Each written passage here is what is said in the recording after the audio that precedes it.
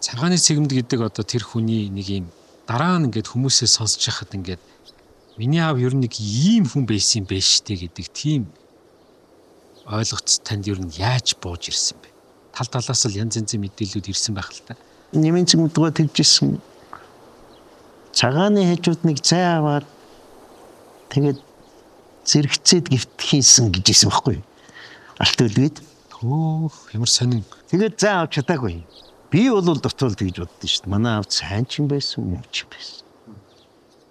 Ягаад гэвэл би өөрөө нөгөө жүжигчин учраас хүн судалдаг хүн учраас гээд бас өөрийгөө дүүлгээд идэвхгүй.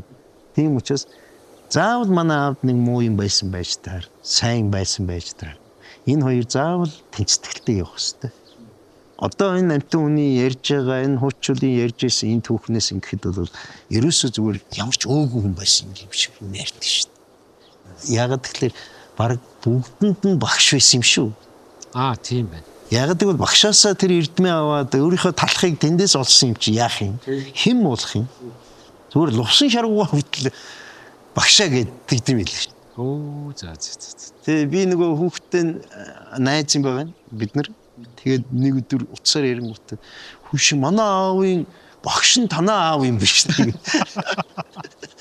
Гүч яанаас ичээд ингэж байгаа юм гэсэн. Би харин ном уншаад байж энэ яг тэгж бичсэн байх гэдэг юм жилээ. Тэгэхээр чин одоо надад бол муулах юм байхгүй. Нэг харамсалтай зүйл нь жүжигийн тэр бичлэгүүд үлдээгүүд би харамсдаг. Ягаад тэгэхээр тэр чинь нөгөө телевизийн урлаг үүс эхлэегүй шахуу байсан үед тийм ээ. Хамаг одоо мундаг жүжигүүд тэр үед л тоглож ирсэн бөмбөр ногоон. Кинонууд бол ялч үлдсэн байгаамаа. Тийм тэгээд би ч одоо заримдаа ичдэг шүү дээ. Манай аавын одоо тоглоод амтан ард түмний дунд ингээд нэр хүндэд очсон нэг 6 кино л байгаа шүү дээ. Тийм. Гэсэн би 100 гаруй кинон тоглолцоод нөгөө 6 киног нь дийлэхгүй л яваад шүү дээ. Дайнд нөрөхгүй гэж байгаа шүү дээ тэр чинь тийм. Тэгээ бодоод байхна ер нь бол тэд өөрийгөө эр хүн гэж хэлэх үү?